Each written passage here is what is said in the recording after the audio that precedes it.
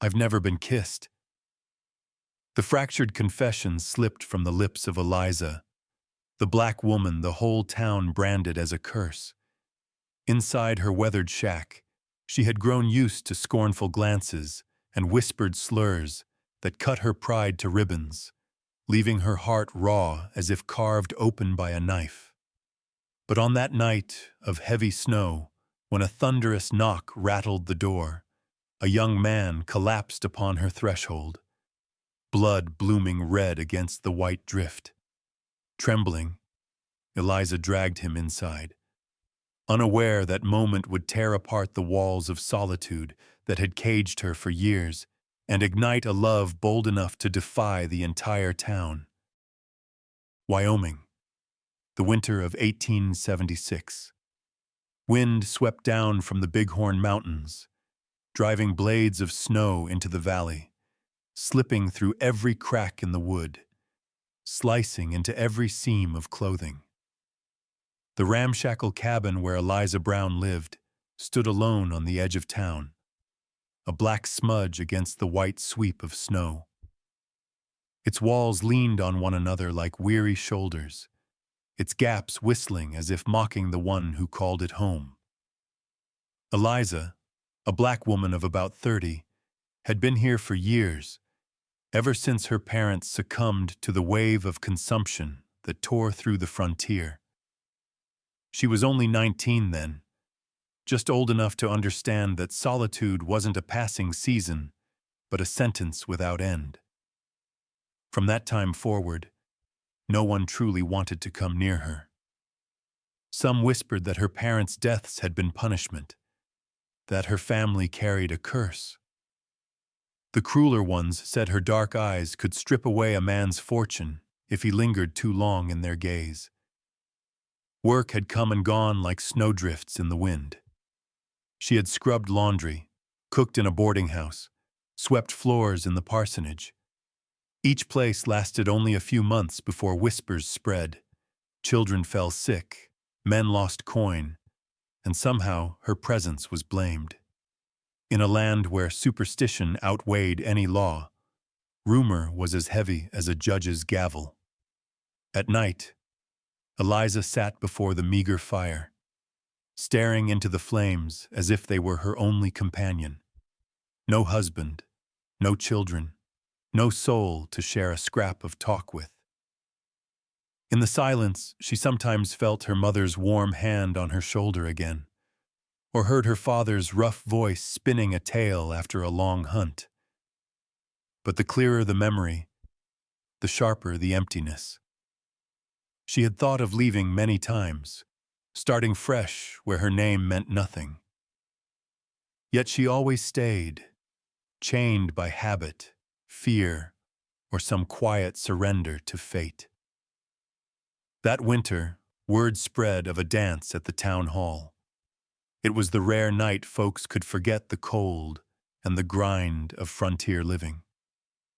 The lamps would be lit, the fiddle bow sawing lively tunes, boots stomping the wooden floor, corn liquor passed around, and hands joined in clumsy warmth. Eliza had avoided such gatherings before. She knew she'd never be asked to dance. Tall, strong-limbed, her face marked with a proud sharpness. Yet to the townsfolk she was only the black woman who lived alone at the edge of nowhere. But that night, perhaps driven by the suffocating silence of her cabin, perhaps by a stubborn will to face her fear, she went. She put on a faded blue dress, the last thing her mother left her, its hem worn but stitches still neat. She looked into a cracked piece of mirror. The eyes staring back weren't innocent anymore, nor bitter, only marked by years of endurance. She pulled a wool scarf around her neck, shrugged on a coat frayed at the shoulders, and stepped into the snow. The town hall blazed like a beacon on the dark prairie. Wagons and horses crowded outside, laughter and chatter spilling from the doorway. The moment Eliza entered, the room faltered. The fiddle did not stop, but its tune stumbled. Boots hesitated mid-step.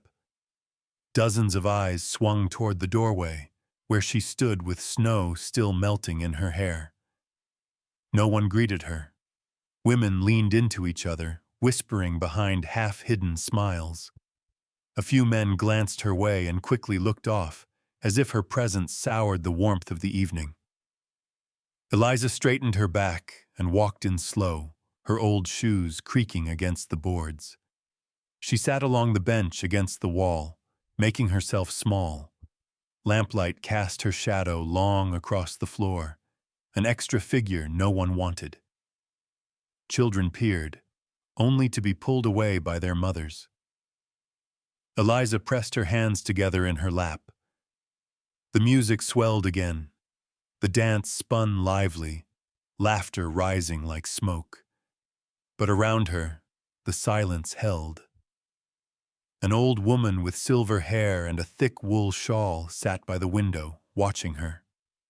She shook her head, and with a whisper meant for one ear, but carried like a draft across the room, said, "She's too old now. No one would choose her." The words slid into Eliza's chest like a clean knife. She did not turn, but her heart recoiled. She had heard rumors and slanders all her life, but under the glow of lamps, amid the laughter and music, the truth of it struck harder. To them, she was not a woman to be loved. She was a shadow, a thing to be pitied at best. Eliza drew in a long breath. Her eyes followed the dancers, the clasped hands, the shy smiles. Loneliness pressed tight in her throat, but beneath it a faint flame stirred. Could it be that even if the town cast her aside, she might still find a path of her own? She did not know it then, but the night she heard the words, "Too old, no one would choose her," would not be her ending. It would be the beginning of a story that would shake the very town that turned its back on her. That night, wind poured down from the distant mountains, crying through the cracks of the cabin like voices in mourning. Smoke from half-burned logs clung thick in the air. Eliza sat alone beside the oil lamp, its faint glow trembling across her sun-darkened face. The small fire in the hearth gave just enough warmth to hold back the emptiness pressing in on the room. A jagged crack split the glass of the window, and through it the winter wind crept in, biting her cheek as if to remind her the frontier never spared the weak. She set her calloused hand against the crack. Cold spread through her palm, and a sigh broke loose from her chest, dragging with it years of silence. Her voice rose, so low it was almost only for herself. "I've never been kissed. Not once." The words fell like a stone into a dry well, swallowed by the stillness. Outside the wind howled, prairie grass clattered, carrying her confession back at her with cruel mockery. The cabin had always been hollow, but now it felt vast, echoing with the truth she had buried too long. She closed her eyes, and in that darkness memories flickered. Nights of town dances she had watched from the doorway, her cheap shoes dusted with mud, her hands clutching her shawl, while white girls were swept into the lamplight. Banjo strings twanged, boots pounded, laughter rose, and all of it seemed a world she could never enter. For years, she had taught herself silence, taught herself never to hope. Yet in this one unguarded moment, truth broke free. No arms had ever held her. No lips had ever sought her own. The oil lamp sputtered. Her shadow wavered across the plank wall, trembling as though it shared her breath. Outside, the sky swirled black, snow falling heavier, blanketing the cabin roof. Such a night might have passed in heavy stillness, if not for the sound. Thump, thump, thump. The door shook under sudden pounding. Eliza startled, the lamp quivering with her. Her heart hammered. In this town, no one came knocking, least of all on a storm-wrung night. She rose, each step heavy. The knocking came again, urgent, desperate. She set her hand to the latch, hesitation freezing her fingers. Wind shrieked outside, and through it came the wild scream of a horse, then fading hoofbeats. A shadow fell across the door. A body slumped hard against the frame. Eliza flung the latch and pulled the door wide. A blast of snow roared in. On her threshold lay a man, young, blood staining his coat a dark crimson. His face was pale as death, breath ragged, horse gone and only trampled snow left behind. She dropped to her knees, her hands shaking as they touched his arm. Heat pulsed from the wound, hot and terrible against her palm. Instinct screamed with fear, but something deeper whispered. If she left him there, his life would slip away before dawn. "Oh, Lord," Eliza whispered, gripping him tighter. "Can you hear me?" His eyes fluttered open, cloudy but clinging to the last edge of awareness. His lips cracked a few words through the storm's roar. "Don't let me sleep." The plea struck her like a spark. With sudden strength she didn't know she had, Eliza dragged him inside and slammed the door against the gale. The room filled with the sound of heavy breathing and the scrape of his weight across the floorboards. She laid him on her worn mattress by the fire. Flame light fell across his features. He was young, no more than 30. Sweat beading his brow though the cold raged outside. His hair, dark gold, was plastered with snowmelt. Eliza fetched a basin of water, the last scraps of clean cloth. Her hands were clumsy but fierce as she tore his shirt open. The wound gaped from shoulder to chest, blood still seeping. She pressed hard with cloth, crimson soaking fast through her fingers. He groaned low, but did not fight. His eyes opened once more, catching hers in the lamplight, seeing in her face both fear and resolve. "Eliza," he murmured, before slipping into darkness. Her heart lurched. He had spoken her name. How could he know? The question was lost to the wind screaming beyond the walls. All that mattered now was keeping him alive. She pressed and pressed, changing cloths until the bleeding slowed. Every motion carried both terror and determination. For the first time in years, her solitude was broken, not by pity, not by rumor, but by the raw presence of another life depending wholly on her hands. The night stretched on. Snow fell, sealing the valley, erasing the world. In the cabin, the fire snapped, its glow touching two figures. The woman no one had chosen, and the cowboy fate had dropped upon her doorstep. Outside, the frontier remained cruel and cold, but within these four walls, the fight for breath lit a fragile warmth. Eliza sat at his side, wiping sweat from his brow, whispering as though to herself, "You have to live, so I'll never have to speak those words again." She could not know it then, but fate had shifted. The confession she had let slip into the night, the knock that split the silence. These were the first steps of a story neither she nor the town would ever forget.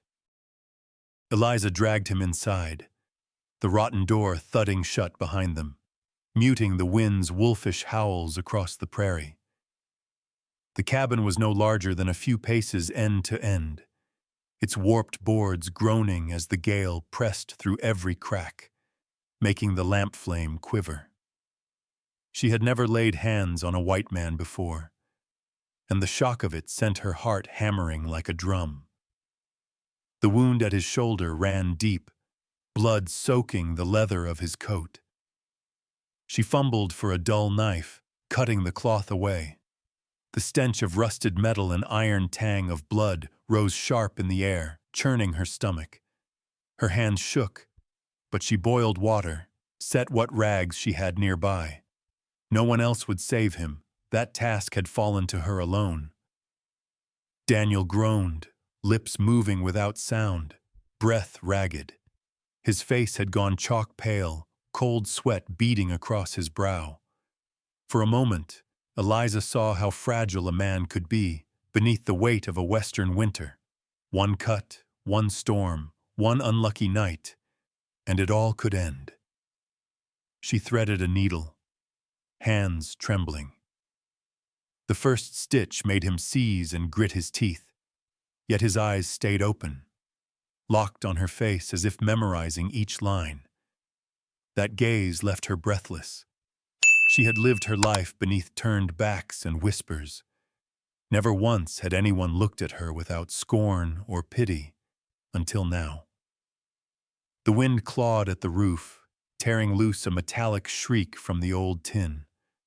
Eliza sewed on, the stitches uneven, but slowly the bleeding eased. By the last knot, her hands were numb, yet something unfamiliar stirred inside her, a trembling mixture of fear and quiet relief. She pulled a thin quilt over him, then sat back against the table, arms wrapped around herself against the cold. His breathing came harsh at first, then softened, lids drooping. She thought he had slipped into sleep, when his voice rasped suddenly from the dark. "What's your name?" She froze. It had been years since anyone asked. Her answer came like a breath of wind. "Eliza Brown." Daniel gave the faintest nod before surrendering to unconsciousness. That night, she did not sleep. She sat by the fire, eyes straying to the cot where he lay. Each shallow breath he drew kept her awake, a fragile rhythm reminding her she was no longer alone. For once, another presence in her shack was not a burden, but something near to warmth. Outside, the blizzard roared on, burying the land in white. Inside, two strangers shared a fragile lifeline. By dawn, pale light seeped through the cracks. Eliza stepped outside. The prairie lay drowned beneath snow so bright it burned the eyes. Daniel's horse was gone, lost to the storm, only a trail of blood and hoofprints fading into the distance. A shiver gripped her shoulders. Whatever had brought him here bleeding was still out there. When she returned, Daniel still burned with fever.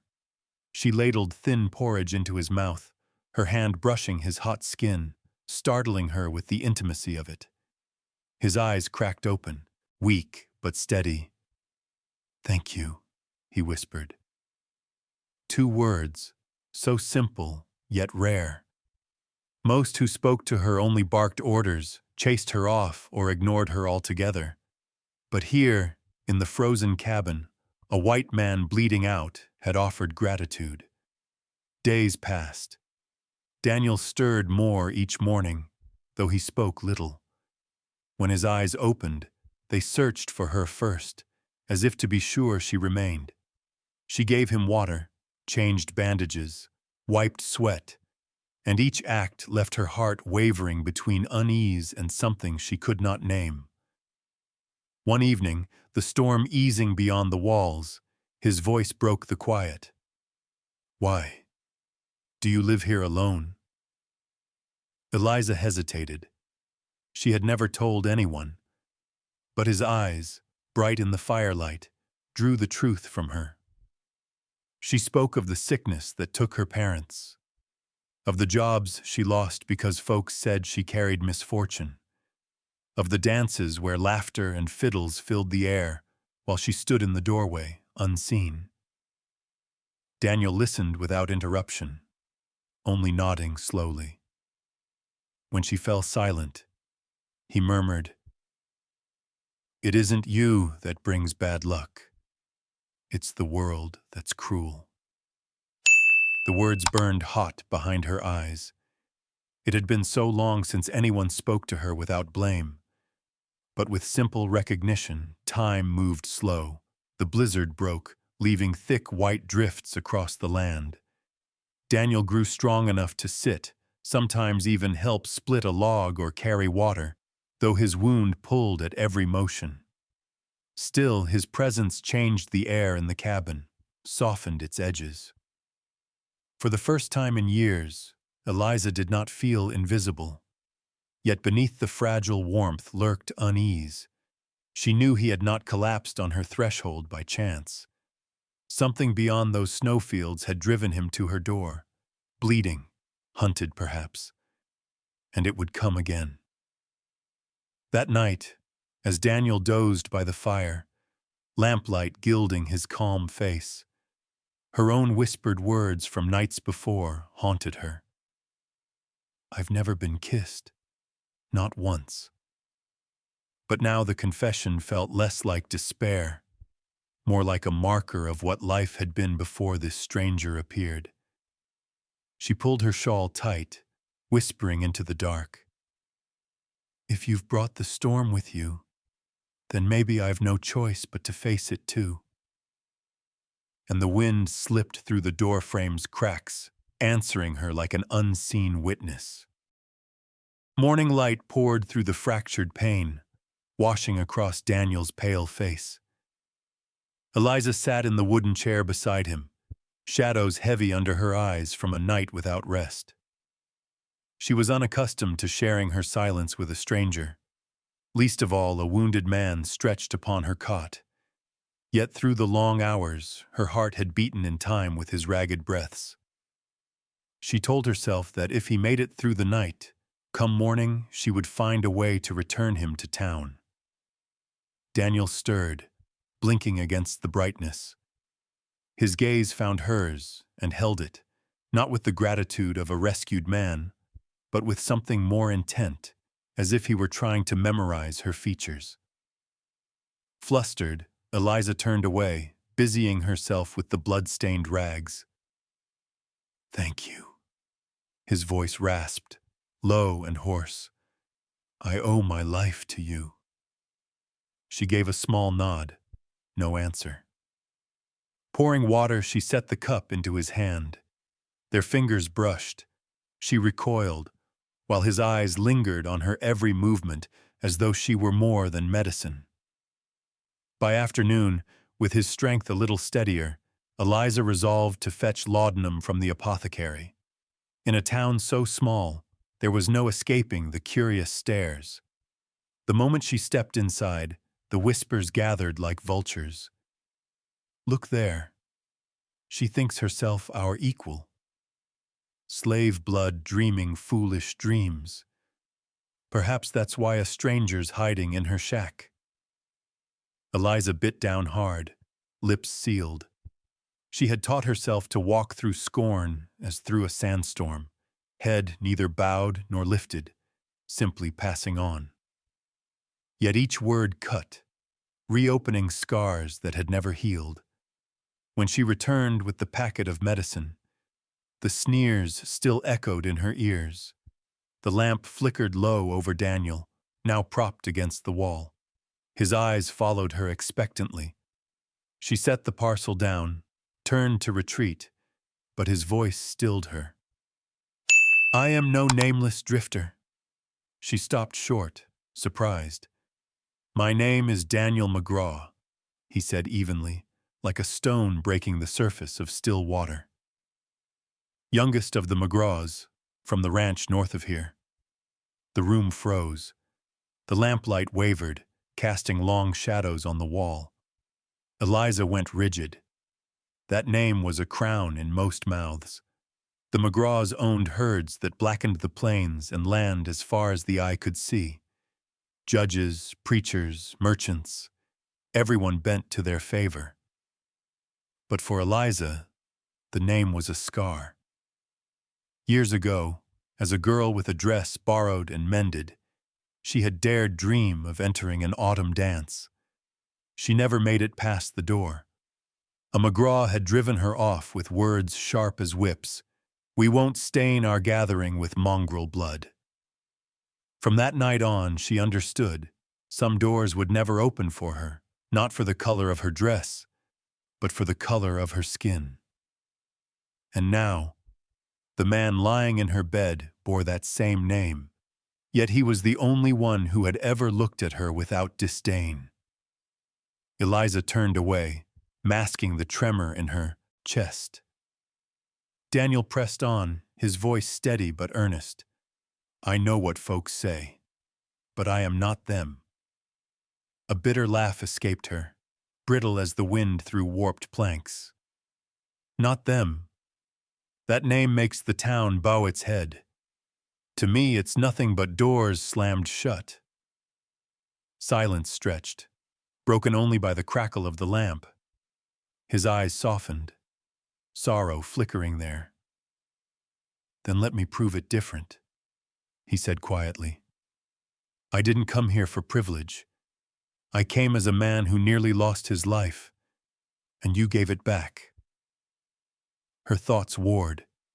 Sense urged her to keep distance, to remember what the McGraws meant, but her heart trembled under his gaze. There was no pity in it, no contempt, only a steady seeing, as if he recognized her fully, not as shadow, but as flesh and soul.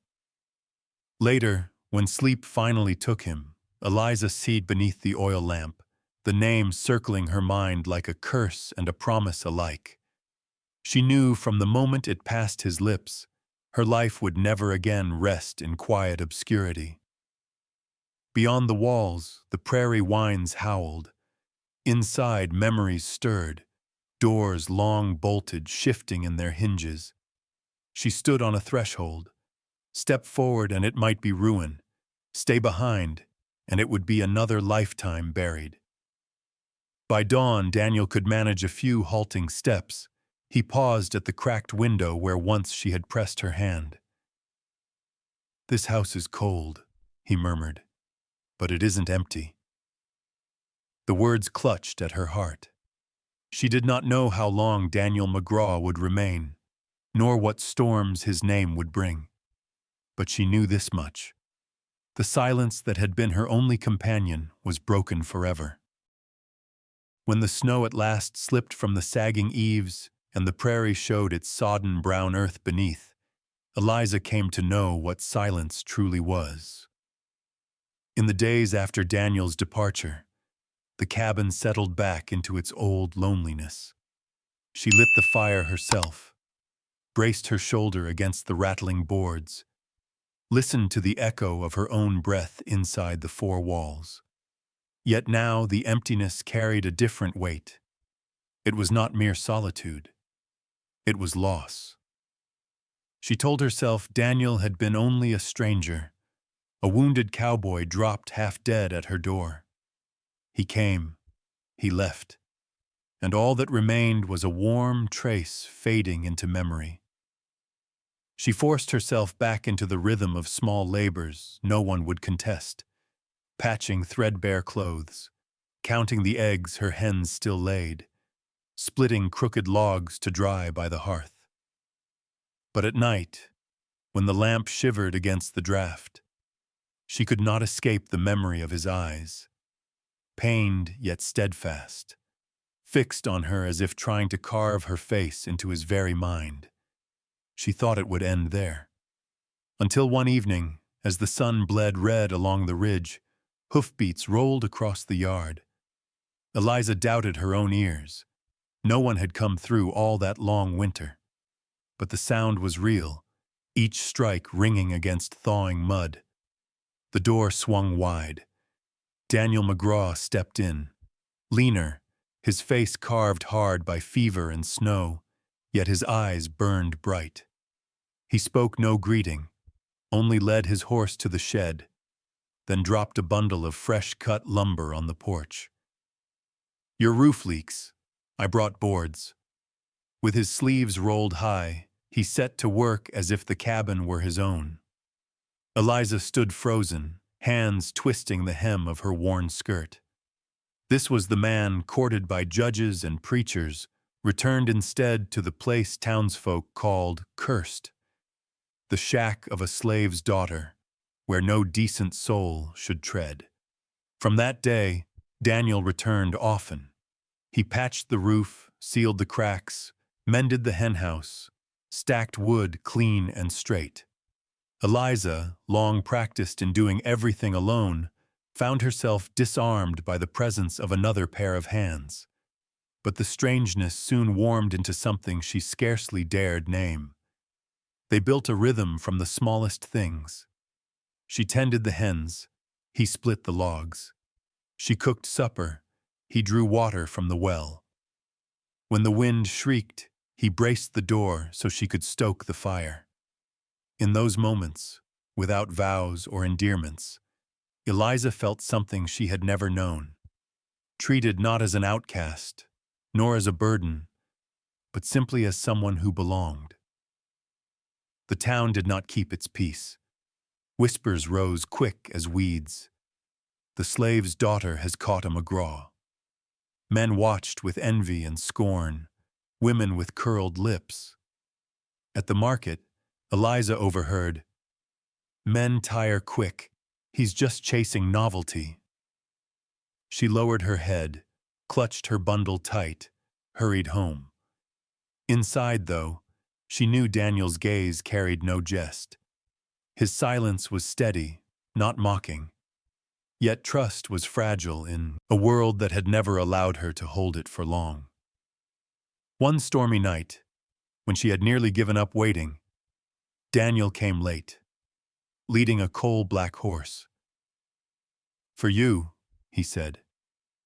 "Winter's easier with a good mount." Eliza froze. No one had ever given her such a gift. She stammered refusal, but he set the reins in her hands, his voice firm. "Not pity, because I want you to have it." Then he sat quietly at the bench, feeding the fire, his face aglow with a sincerity that stripped her doubt bare. Day by day, his presence wove itself into her life. He asked no questions of her past, pressed for no explanations. He was simply there, like the wind at the eaves, the creek murmuring beyond the field. And it was that quiet constancy that opened her heart. Still, the outside world sharpened its knives. One afternoon at the well, the dressmaker's wife leaned close, venom sweet on her tongue. "You think McGraw will marry a Negro girl? Don't fool yourself." Eliza bit her lip, pain slicing through her chest.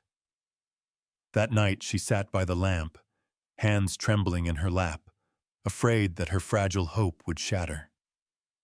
Daniel broke the silence. "I don't care what they say," he told her, voice low but unyielding. "I came back for you, not them." Eliza studied him long, the firelight bright in his eyes like moonlit snow. She gave no reply, but her silence was confession enough. The storm passed, leaving the roof heavy with melting snow. Eliza woke to find Daniel had stoked the fire, the scent of coffee curling through the small kitchen. For the first time, her cabin smelled not of damp wood and ash, but of home. The town would go on whispering. But Eliza, once bowed, now began to lift her chin, because she was no longer alone. The man named McGraw had chosen to return, and in that return, against all odds, lay the strongest faith she had ever known. One quiet evening, wind drifted down from the mountains, coiling around the cabin roof like a restless spirit. Eliza set a bowl of hot soup on the table, steam rising thin as morning mist and brushing her weathered face. Daniel sat across from her, hat laid aside, his broad, work-roughened hands toying with the spoon in a hesitation that hung heavy between them. The only sounds were the snap of the fire and the nearness of their breathing, close enough to touch. Eliza spoke suddenly, her eyes fixed not on him, but on the dim walls. I've never been kissed, never been chosen. Her voice quivered, a confession and an accusation woven together. The years of living beneath the town's scorn, of being named the daughter of slaves, had locked her into silence. No one had ever thought to ask what she wanted, or if she deserved to be loved. Daniel set his spoon aside. He lifted his hat, placed it square upon the table, and raised his eyes to hers. In the gray-blue depths, there was only truth. Then we'll start slow. Eliza's head tilted, her heart battering against her chest. The words carried no vow, no grand promise, only a path, narrow but real, cutting through the cold stone walls around her. But in that fragile moment, the wind slammed against the porch. The door burst open, flung wide by the storm. A man strode in, snow crusted on his coat, boots striking the floor with heavy intent. Thomas McGraw, the eldest of the McGraws, tall, hard-jawed, his eyes cold as iron that fire could never soften. His gaze swept the shabby room before pinning on his younger brother. Eliza. He said her name plain, stripped of courtesy, stripped of respect. So this is where he's been crawling. The air froze solid. Eliza stood rigid, clutching the dish rag, while Daniel shifted as if to close the space between her and his brother. "What are you doing here?" Daniel asked, calm but taut. Thomas sneered. "Looking for you. A McGraw doesn't vanish for weeks just to mend some shack for the woman the whole town despises." Each word fell sharp as a blade. Eliza's teeth pressed into her lip, fighting the tremor that rose. She had borne whispers all her life, but from Thomas they cut deeper, dragging her shame into the open like a brand she could never wash away. Daniel rose slowly to his feet. "She saved my life, Thomas. You've no right to step in here and spit on her name." "Saved your life?" Thomas barked a laugh, harsh and echoing. "You think a McGraw needs the mercy of a slave's daughter? Don't stain our name, Daniel." Heat burned in Eliza's ears. The words struck like a slap. Every childhood slight came rushing back. The shopkeepers turning her away, the girls snickering behind hands, the doors shut in her face. And now, with Daniel watching, the wound was torn open again. But Daniel stepped forward, his voice steady, anchored deep. "The McGraw name isn't yours alone. I'll decide what it stands for." Thomas's jaw knotted, his fists tight. "You mean to defy me? For a woman the town would rather forget?" For a heartbeat, Eliza feared they'd come to blows across her table. But Daniel did not move to strike. He met his brother's eyes with a calm defiance, as if daring him without a fist lifted. This, Eliza knew, was the hinge of her life. If Daniel yielded, she would remain a shadow, shame carried in secret. If he stood, the world might burn, but it would be the first chance she had to be seen as more than a curse. At last, Thomas spat his words like gravel. "You'll regret it. Don't expect a single dollar from McGraw land if you keep with her." He turned, slammed the door wide, letting the storm sweep through before it closed on his back. Silence flooded back in, broken only by Eliza's shallow breath. Daniel laid his hand upon the table, steadying her with presence alone. "You heard him," he said softly, his voice iron beneath the calm. "From this night, I'm no longer his kin." Eliza's eyes filled with a tide of fear and wonder. "You don't have to. Not for me." He shook his head. "I do it because I choose. Because of us. Us. 2 letters, but warmer than any fire. Yet Eliza knew the town would not sleep quiet. Word of Thomas McGraw riding out to her door would spread like prairie fire, and they would face stares, whispers sharper than ever before. That night she lay awake, hearing the wind claw the walls, hearing Thomas's horse fade into the dark. For the first time, fear and hope tangled in her chest like barbed wire. If Daniel stayed, every other door would close on him. And if she let him in, the road ahead would be no less jagged than a winter pass. But also, for the first time, she realized a man had seen her, not as bloodline, not as curse, but as Eliza. Thomas McGraw filled the doorway, his frame blotting out the last light of day. His eyes gleamed with a chill that was not of the wind, but of arrogance forged in long-held power. That gaze fixed on Eliza, standing by the hearth, spoon trembling in her hand. "A black in this house," Thomas spat, "is nothing but a stain on the McGraw name." The room went still, broken only by the crack of firewood. Eliza held her spine straight, but her heart pounded like a drum against its cage. In a breath, childhood came flooding back. Those days she stood at fences while other children laughed, while she was driven off for the color of her skin. Shame she had long buried rose again, raw and merciless in his words. Daniel stepped forward, planting himself squarely between his brother and her, silent as a wall of stone. "Enough, Thomas." His voice did not rise, but carried the weight of iron. Thomas sneered. "You think shielding her will preserve the family's honor? She clings to this patch of earth for what it hides. I've heard the talk. There's water under this land." "Water, Daniel. In this country, worth more than gold. Don't fool yourself that she stays for sentiment. She wants McGraw fields to pass into colored hands." Eliza stiffened. She had never known of any spring beneath her soil.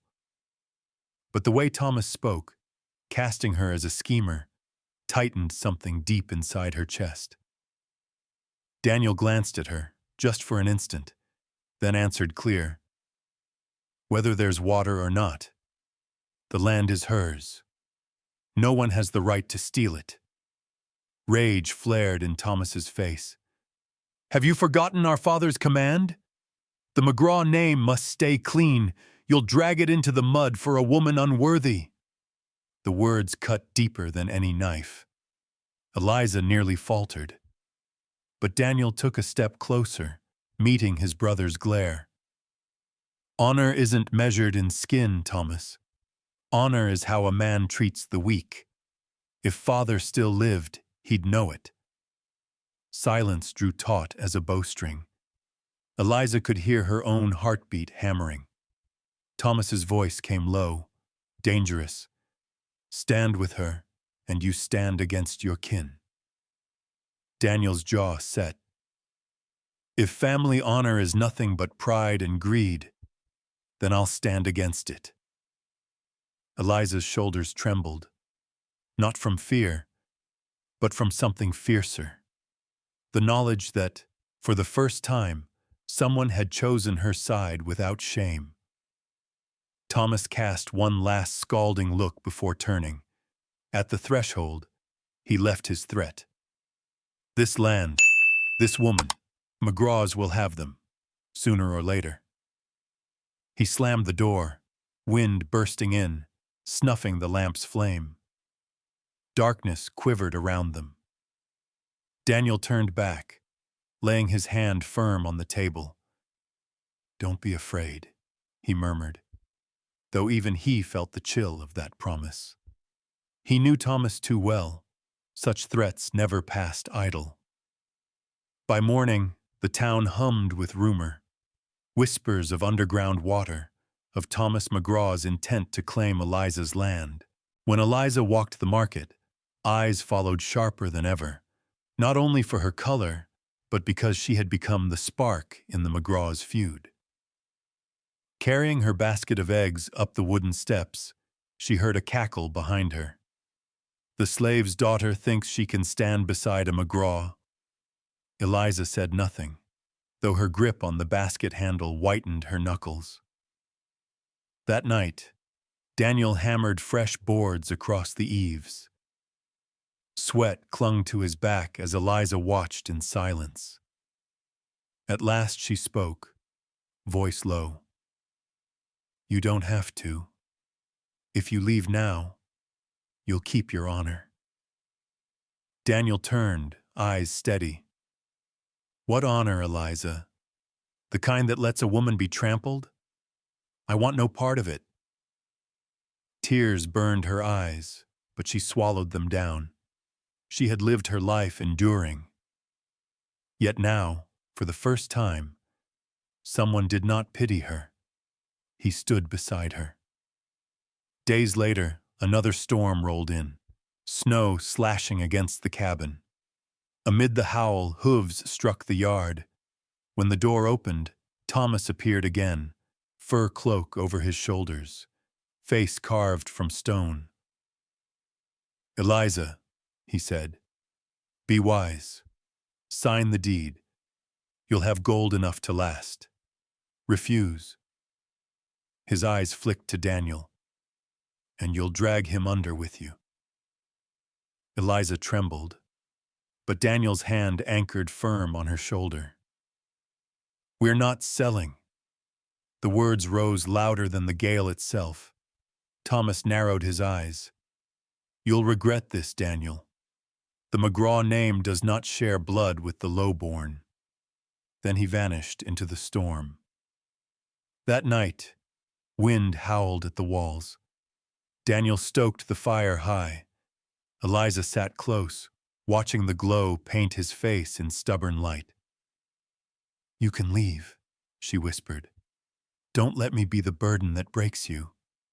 Daniel pressed another log into the flames, then sat beside her. His voice came steady, measured.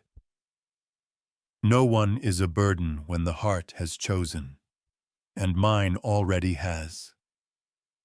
Outside, the blizzard raged, but inside, Eliza felt an odd calm settle deep. Still, both knew the storm was not yet over. The true battle lay ahead.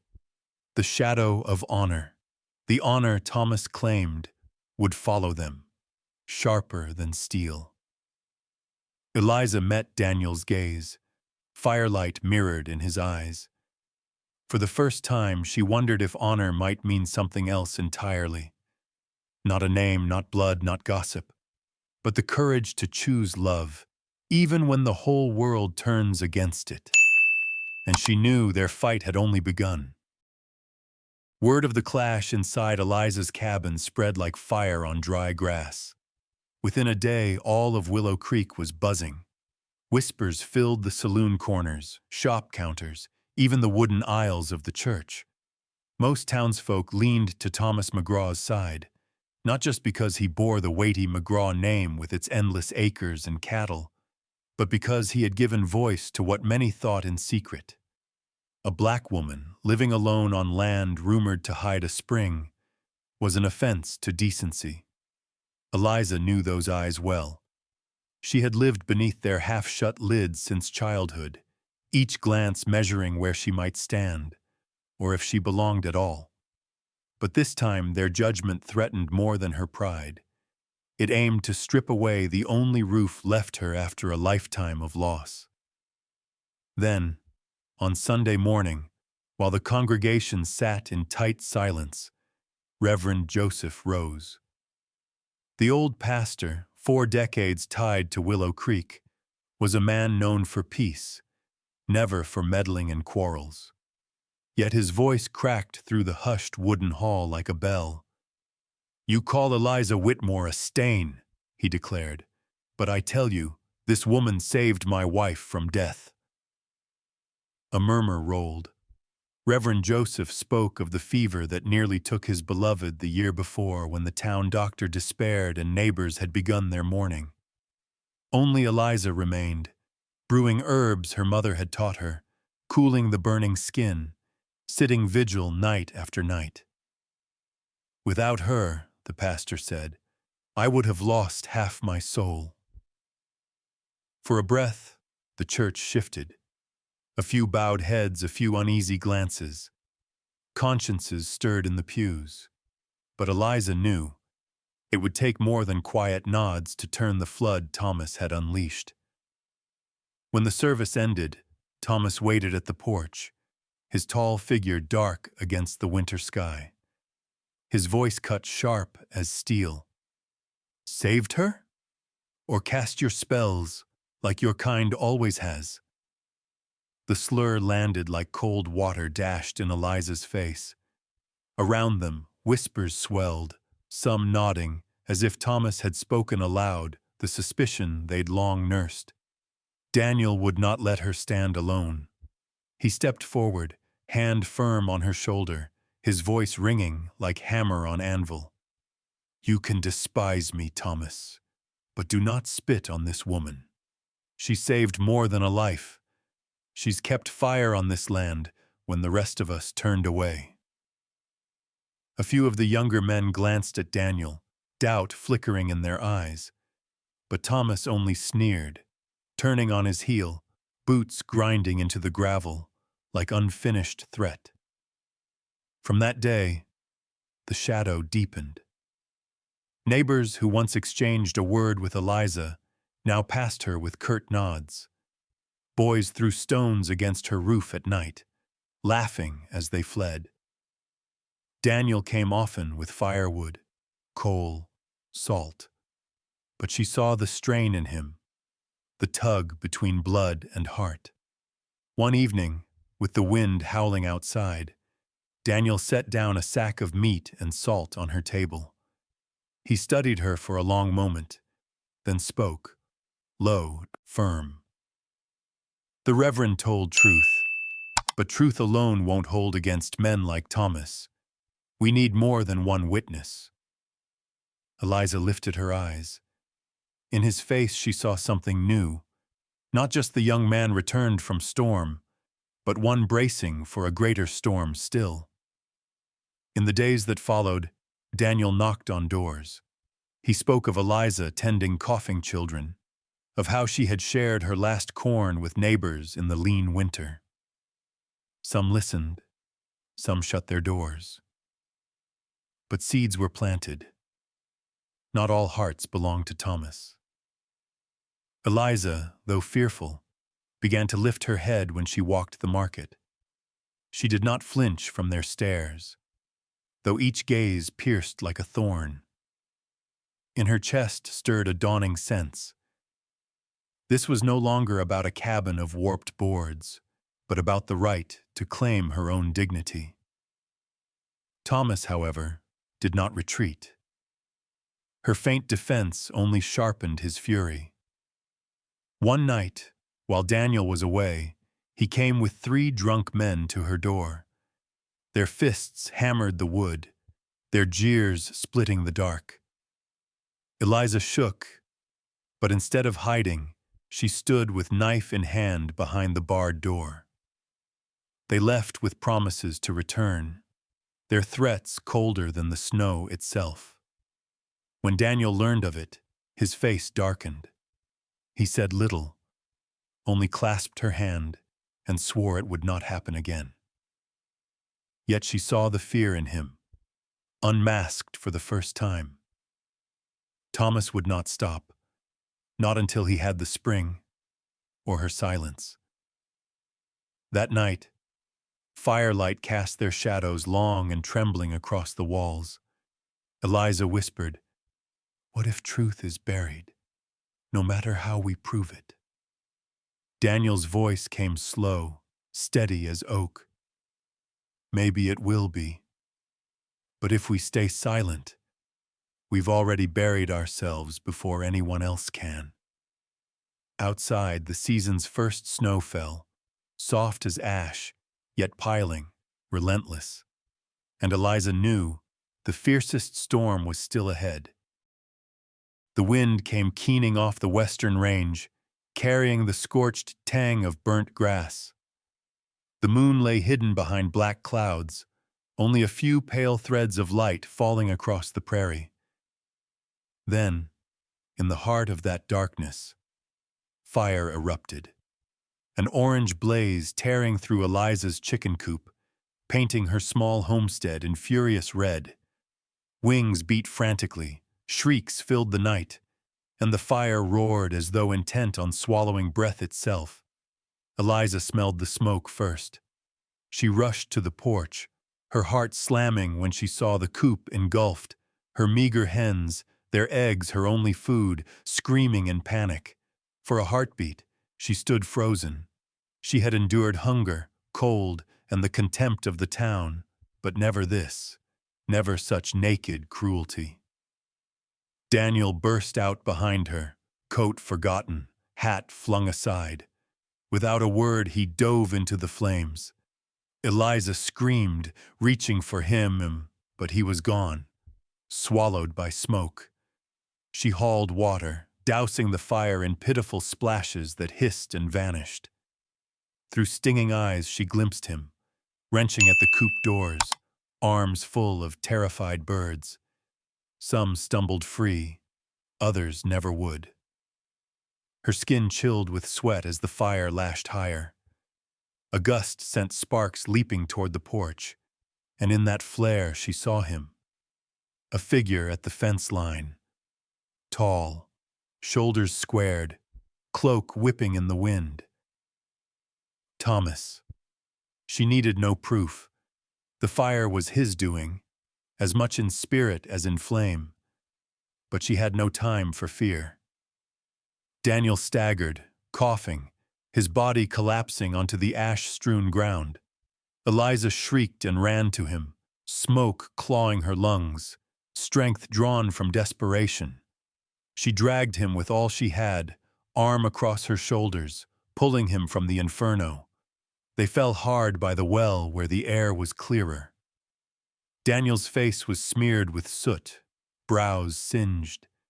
But when she pressed her ear to his chest, a heartbeat thudded weak but steady. A sob broke from her lips, half joy, half anguish. The townsfolk gathered in the glow. Some muttered of stray sparks, others whispered of a deliberate hand. But no one spoke aloud. Their eyes lingered on Eliza, then slipped away. None stepped forward. They would not risk standing against McGraw. Eliza's mouth filled with blood from biting back her fury. The silence of the town was its own kind of violence, as deadly as the fire. Daniel stirred, voice cracked to a whisper. "Don't cry. I'm still here." His words, ragged and fragile, loosed her tears at last. She could not tell if she held him or if he held her from breaking. That night, she kept vigil at his bedside, washing the burns with cool water. Outside, the fire was gone, but the acrid stench clung heavy. She knew now this was more than mockery or rumor. Thomas did not just want her gone, he wanted her erased. Daniel lay restless, but even in sleep his hand clutched the hem of her dress, as if vowing never to let go. Eliza stared at that hand, and something lit inside her, not a blaze of destruction, but of survival. For the first time she knew she was no longer alone. At dawn, the prairie shone gold over blackened ash. The coop stood in ruins, the surviving hens scattered. Eliza worked with blistered hands to gather them, each movement a defiance. She was not only saving hens, she was proving no fire, no name, no man had the right to take her land, her life, from her. When Daniel woke, his voice rasped, "Thomas won't stop." Eliza met his gaze, eyes burning with a light rare and unyielding. "Then neither will we." The words, soft yet sharp as steel, carved a new beginning. Amid the ashes, both knew the true battle had only just begun. Eliza sat by the bedside, her hands clutching the frayed edge of the sheet. The oil lamp flickered, throwing her trembling shadow up the wall. Daniel lay there, breath ragged, his brow slick with cold sweat. The burns along his shoulder were bound, but the smoke still clawed at his lungs. She didn't know how to pray except to beg heaven not to steal away the one man who had ever dared to stand for her. Then, as if stirred from the brink, Daniel's hand moved. With a weak, fumbling motion, he reached into his coat, folded neatly beside the bed. From it he drew a paper, worn soft at the creases. His voice, raw and broken from the fire, rasped but steady. "In case I don't make it, you'll still have the land." Eliza froze. She opened the paper with shaking fingers. In the dim lamp glow, the bold lettering came clear. A deed. Rights to the underground water, signed over in her name. Her throat tightened. When did you do this?" A weary smile brushed Daniel's lips. "The day Thomas started sniffing around the water. I knew he wouldn't stop till he owned it, or used it to drive you out. I couldn't let him." The words cut deep, straight to the wound she had carried all her life, mocked, scorned, cast aside. And yet here, a man not only saw her, but placed the greatest trust he had in her hands. Her eyes brimmed, and she pressed the paper against her chest. "I'd rather lose all of it than lose you." The confession slipped raw, fierce, and true. Outside, the wind keened through the cracks, carrying the acrid scent of burnt timber. But inside, a new warmth had taken root.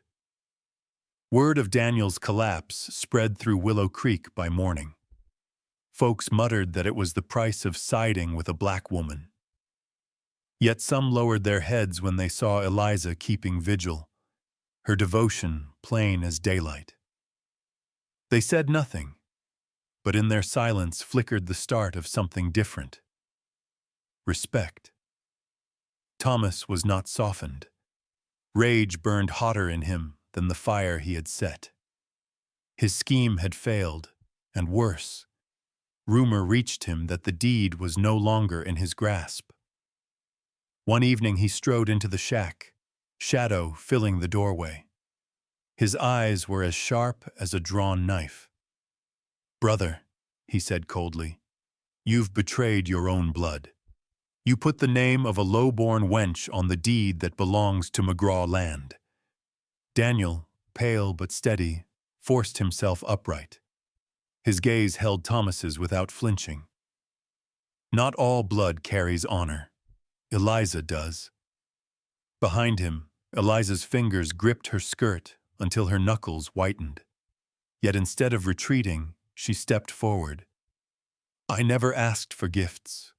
I only hold what Daniel believed I could keep." Thomas barked a laugh, hollow and hard. "A Negro's name on that paper won't wash the stain from this house." The air thickened, but Daniel's voice rang low and resolute. "Stain lies not in her skin, Thomas, but in your greed." It was a hammer's strike. Thomas's jaw clenched. Then he spun, slamming the door so hard the walls quivered. His fury lingered in the silence long after his boots had gone. In the days that followed, Eliza took to the fields. She hauled water from the well, poured it over young corn, tended the scrawny stalk.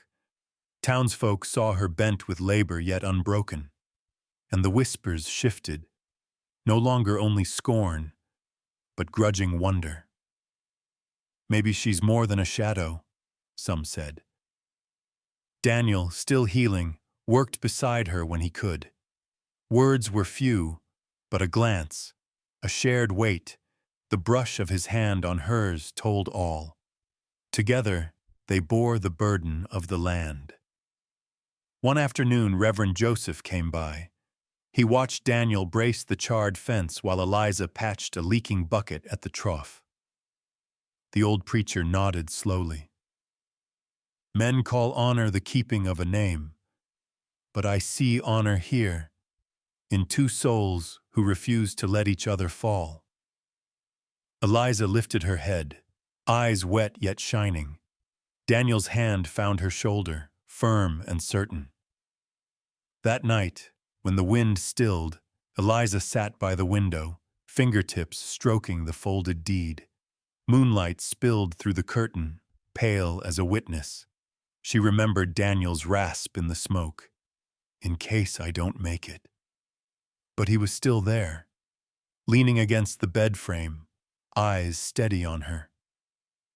They did not know what storm Thomas would conjure next, nor what venom the town still held. But they knew this. They had chosen one another. And in the hard land of the West, sometimes that choice alone was enough to carve a new chapter of honor. Spring returned, the snowmelt running in small streams along the road into town. Willow trees pushed out tender shoots, sparrows flitted across weathered rooftops, and townsfolk gathered at the church on Sunday morning, their boots pressing into damp earth. The bell tolled steady, like the heartbeat of the whole community. In the wide yard before the chapel, Daniel McGraw walked at Eliza's side. He did not linger in shadows nor hide as he once had. His hand clasped hers, firm, unshaking. The moment seemed to freeze the air. Heads turned, eyes widened with shock, then hardened with fury. That black woman, scorned, whispered against, cast off, now stood openly at the side of a McGraw son. No words were spoken at first, but the silence carried the weight of judgment. A widow whispered behind her veil. A cattleman tugged his hat low, as if ashamed to witness it. Still, Daniel walked on, step by step, leading Eliza past the long pews where all could see. Up front, Thomas McGraw gripped his Bible so tight his knuckles blanched. His stare burned, equal parts shame and rage. Every threat, every scheme he had spun now lay undone by the defiance of his own blood. From the pulpit, Reverend Joseph paused mid-prayer, his kindly eyes sweeping over the congregation stiff as stone. He gave the faintest nod, a wordless benediction of courage. Daniel drew a chair for Eliza and sat beside her, their hands still entwined. Eliza bowed her head, her heart hammering against her ribs. She felt every whisper, every hiss of breath at her back like knives. Yet the warmth of Daniel's hand steadied her. For the first time, she did not feel alone in the sea of cold faces. The service began. Reverend's voice rose, but few looked heavenward. Most eyes clung to the couple in the middle pew. A cough, a muttered slur, a shuffle of boots cut the air. Daniel paid it no mind. He sat tall, his gaze fixed on the pulpit, calm as if the storm around them were but passing wind. Then the scripture reading came. Reverend set his Bible down, folded his hands, and his voice rang firm. The Lord does not see the color of skin nor measure by station. He sees only the heart and the deed. Who among us dares claim he is cleaner than another? The words fell heavy, stirring unease. A few eyes dropped to the floor. But Thomas rose, his voice slicing the stillness. You defend disgrace, Reverend? This town will be a laughingstock if we allow such a union. All eyes swung to him. Daniel rose in turn. His words were not shouted, but carved sharp and clear. Disgrace lies not in color. It lies in cowardice when hate rules where justice should. I stand here not to provoke, but to say Eliza Worth bows before no man in this room. The declaration rolled through the timbered walls like a strike of thunder. Eliza's eyes burned, tears threatening, but they were not tears of fear. They were of pride and of gratitude. Silence held, broken only by the creak of benches. A few elders nodded, tight-lipped but thoughtful. A young wife clasped her husband's hand, as though to remind him that love is holy in all forms. Yet there were still scowls, still hard stares promising trouble. Thomas turned away, boots hammering against the planks, leading a handful of men out into the daylight. Their departure left the sanctuary split. Anger, quiet reflection, and the faint stirrings of hope mingled in the air. When the service ended, spring sunlight spilled through the doorway, scattering gold across Eliza's hair. Daniel still held her hand as they stepped into the yard, the eyes of the town heavy upon them. The willow leaves trembled in the breeze, whispering that the season ahead would not be gentle, but it had begun. Eliza drew in a deep breath, tasting freedom in each step. Daniel bent close, his words just for her. "Are you ready?" Her nod was small, steady. Facing the town was only the beginning. Ahead lay shadows, hatred, trials unknown, but hand in hand, they would not turn back. Spring sunlight spilled across the church porch, mellow as honey, glinting off the worn shoulders of Daniel's coat and the simple folds of Eliza's dress. For a breathless moment, the sparrows in the willows hushed their chatter. The breeze stilled, as if all creation paused to make way for something fragile, holy, and new. Daniel set his hat aside. Calloused hands, hardened by seasons of labor, lifted to cradle Eliza's face. In his gaze there was no fear, no shame, only the resolve of a man who had chosen to stand in the storm for the woman he loved. Eliza trembled, not from dread, but from a heart unaccustomed to such tenderness. And then he bent, pressing his lips to hers, their first kiss. It was not loud, nor fevered, nor weighed with oaths. It was simple, steadfast, a vow spoken without words, that they would begin, slow but unyielding. In that soft meeting, Eliza tasted a peace she had never known, a peace as solid as the land itself, harsh yet life-giving. The town held its breath. A cough broke the silence. Silk skirts rustled in disapproval, and yet a few elders bowed their heads, silent witnesses to the truth that love, wherever it blooms, deserves reverence. Eliza drew back, eyes wet, hands trembling. She had dreamed of love as a distant tale, never her own. Yet here, before them all, Daniel gave it openly, without shame.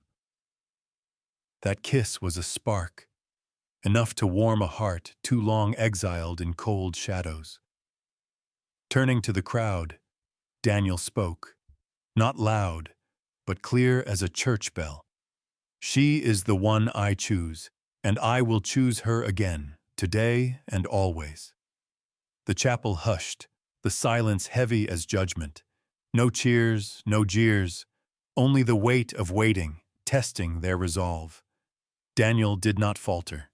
He stood tall, hand entwined with Eliza's, two lives once sundered now bound fast. When the service ended, townsfolk drifted out, whispers rising like wind through dry grass.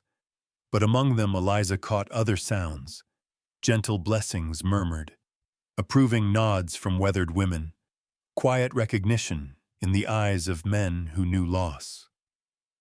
Not all turned away, and that was enough. Outside, beneath the blue sky, clouds drifted white and slow as a promise. Daniel's hand pressed lightly at the small of her back, a simple gesture, yet she felt sheltered. Her voice trembled, Aren't you afraid? With the whole town against us? He smiled, the smile of a man stripped by loss yet still unbroken.